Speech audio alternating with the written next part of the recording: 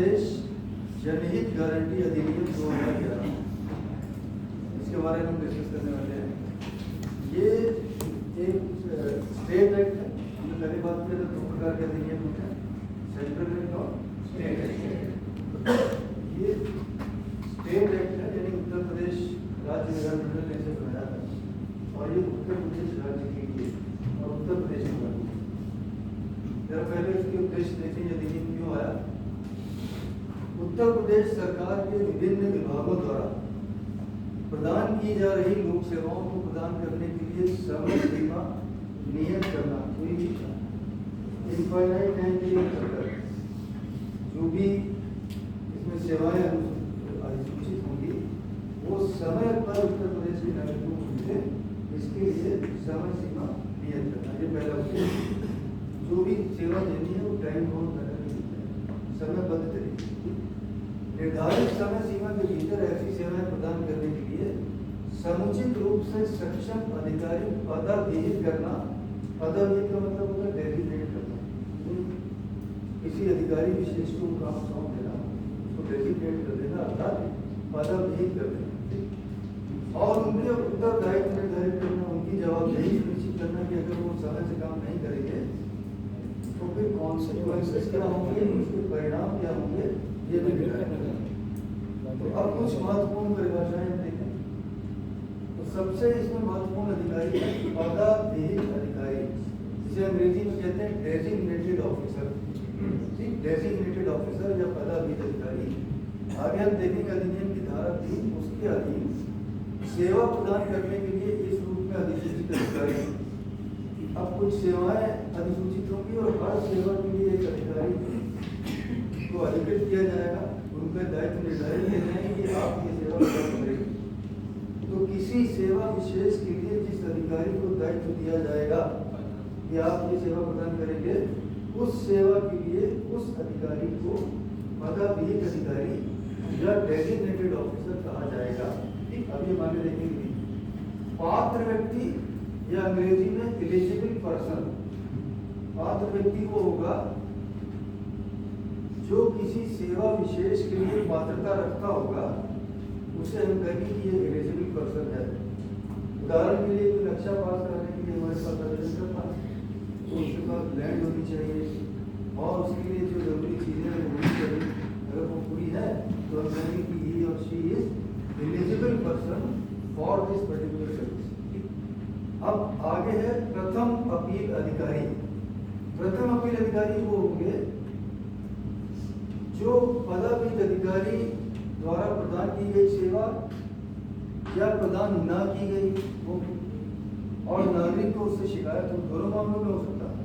सेवा नहीं मिली, शिकायत है, सेवा मिली लेकिन जैसी नागरिक चाहता था वैसी नहीं मिली, तो दोनों मामलों में शिकायत हो सकती है। ऐसा है तो अपील सुनने के लिए जिस अधिकारी को अधिकृत किया जाएगा जो कि पदाभिहित अधिकारी से वरिष्ठ है, उसको हम कहेंगे प्रथम अपील अधिकारी या फर्स्ट एपीलेट ऑफिसर। सेवा का अधिकार अर्थात राइट टू सर्विस, नियत समय सीमा के भीतर धारा 4 के अधीन सेवा प्राप्त करने का अधिकार है। अब देखिए, ये राज्य विधानमंडल ने ये कानून बनाकर प्रदेश के नागरिकों को ये अधिकार दे दिया कि आपको जो सरकारी सेवाएं हैं समय से प्राप्त करने का आपका राइट है, आपका अधिकार है।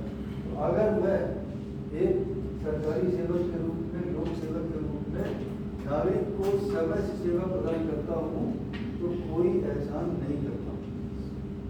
ये उसका राइट है, उसका जो राइट है वो मेरा दायित्व है। तो मैंने अपना दायित्व पूरा किया। एक बात और है कि अगर दायित्व समय से पूरा नहीं करूँगा तो अधिनियम में आगे देखेंगे उसके कॉन्सिक्वेंसेज हैं, उसके परिणाम हैं और उसके शास्त्रिक परिणाम, अर्थात उस दशा में मुझ पर पेनल्टी होगी। सेवा क्या होती है? देखिए, हम बहुत सी सेवाएं प्रदान करते हैं, उसमें से कुछ सेवाओं को जनहित गारंटी अधिनियम के अंतर्गत अधिसूचित किया गया, सबको नहीं किया गया। उत्तर प्रदेश आवास एवं विकास परिषद के लिए 8 सेवाएं अधिसूचित हैं और जो हमारे इंटरनल कस्टमर एम्प्लॉइज हैं उनके लिए भी 10 सेवाएं।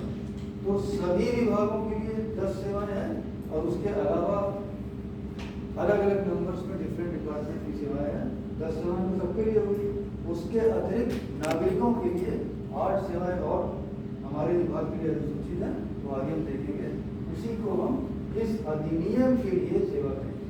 सेवाएं तो बहुत सी देते हैं, लेकिन उसमें से 8 सेवाएं जनहित गारंटी के अधिनियम के अंतर्गत अधिसूचित है। आगे वो संख्या बढ़ सकती है।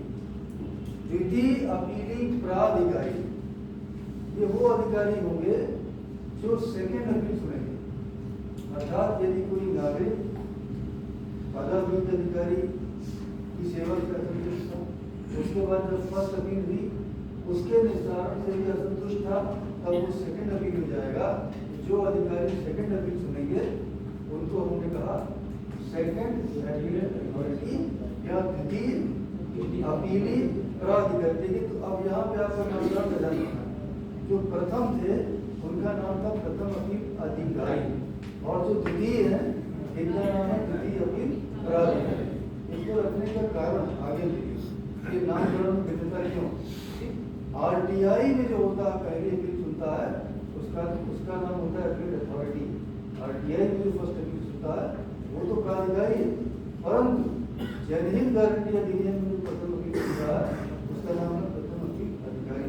तो नामकरण में विशेष आपको ध्यान देना है। नियत समय सीमा, इसको हम कहते हैं स्टिपुलेटेड टाइम लिमिट, नियत समय सीमा। ठीक, अब नियत समय सीमा 2 प्रकार की बताइए। पहली जो सेवा के लिए है, जो सेवाएं अधिसूचित हैं उसके लिए क्या समय सीमा निर्धारित है सेवा प्रदान करने के लिए। दूसरी अपील का निश्चय करने के लिए, अगर अपील हुई है तो अपील को डिसाइड करने के लिए भी एक निश्चित समय सीमा है। तो 2 प्रकार की नियत समय सीमाएं हैं। नंबर 1 सेवा प्रदान करने के लिए क्या समय सीमा है, और दूसरा अपील का निस्तारण करने के लिए क्या समय सीमा है। तो ये दोनों प्रकार की सेवाएं हैं, इनको हम कहते हैं नियत समय सीमा या स्टिपुलेटेड टाइम लिमिट। अब मैकेनिज्म पे आते हैं। ये अधिनियम की धारा 3 है। इसका जो शीर्षक है वो है सेवाओं। इसमें बहुत सी चीजें अधिसूचित की जाएंगी, ध्यान से देखिए। सेवाओं, पदाभियुक्त अधिकारियों, प्रथम अपील अधिकारियों, द्वितीय अपीली प्राधिकारी तथा नियत समय सीमाओं की अधिसूचना। जितनी चीजों की होनी है सब की सब धारा 3 नहीं होंगी। कौन करेगा? राज्य सरकार समय समय पर सेवाओं, पदाभियुक्त अधिकारियों, जिसको हमने डेडिकेटेड ऑफिसर कहा, प्रथम अपील अधिकारियों, फर्स्ट अपील ऑफिसर, द्वितीय अपील प्राधिकारी, सेकंड अपील अथॉरिटी, और नियत समय सीमा। हमने 2 प्रकार की समय सीमाएं देखी ना, वो सब कुछ अधिसूचित होंगी धारा 3 के अंतर्गत, जिसको राज्य सरकार करेगी। अब जरा आप कुछ अधिसूचना जरा सा देखेंगे, तो सबसे पहली अधिसूचना भी ये आएगा। पहला वाला देखिए, जब पहले दिन जब ये अधिनियम लागू हुआ, ये कब लागू हुआ? ये उत्तर प्रदेश की पूर्व माननीय मुख्यमंत्री बहन कुमारी मायावती जी के जन्म दिवस 15 जनवरी 2011 को यह अधिनियम लाया गया था। तो पहली अधिसूचना उसी दिन लागू हुई थी और कुछ सेवाओं को अधिसूचित कर दिया गया था। उसमें राजस्व विभाग की 4 सेवाएं थी: जाति प्रमाण पत्र, आय प्रमाण पत्र, निवास प्रमाण पत्र, भूमि का अविवादित नामांतरण और किसान वही, कुछ इस प्रकार की सेवाएं थी। अब देखिए, इसमें ध्यान दीजिएगा कि ये सारी चीजें धारा 3 में है। सेवाएं, ये सब सेवाएं आ गई। पदाभियुक्त अधिकारी, हर सेवा के लिए एक पदाभियुक्त अधिकारी है। उदाहरण के लिए आपने देखा, जाति प्रमाण पत्र के लिए तहसीलदार, आय प्रमाण पत्र के लिए तहसीलदार, लेकिन निवास प्रमाण पत्र के लिए उप जिलाधिकारी एसडीएम। ठीक है। अब इन सेवाओं के लिए नियत समय सीमा है। उदाहरण के लिए जाति प्रमाण पत्र के लिए 20 कार्य दिवस। ये कैलेंडर डेज नहीं है, ये वर्किंग डेज है। यानी इसमें जो छुट्टियां, संडेज, सेकंड सैटरडे, जो भी छुट्टियां आएंगी वो घटा दी जाएंगी, जो कार्य दिवस हैं वही गिने जाएंगे। अब देखिए, प्रथम अपील कौन सुनेंगे? जहां तहसीलदार पदाभियुक्त अधिकारी हैं वहाँ फर्स्ट अपील सुनेंगे एसडीएम उप जिलाधिकारी। जहाँ पे एसडीएम पदाधिकारी हैं वहाँ फर्स्ट अपील कौन सुनेंगे? जिलाधिकारी। ठीक, इनके लिए भी समय सीमा निर्धारित है, ये कब कब निर्धारित। जैसे जाति प्रमाण पत्र के लिए अपील निस्तारण का समय 30 कार्य दिवस है। सेकेंड अपील कौन सुनेंगे? हर सेवा के लिए सेकेंड अपील सुनने के लिए सेकेंड अपीलेट अथॉरिटी या द्वितीय अपील प्राधिकारी के बारे में लिखा गया। और यहाँ सभी सेवाओं के लिए जिलाधिकारी हैं, लेकिन निवास प्रमाण पत्र के लिए मंडलायुक्त सुनेंगे। ये आपके द्वितीय अपील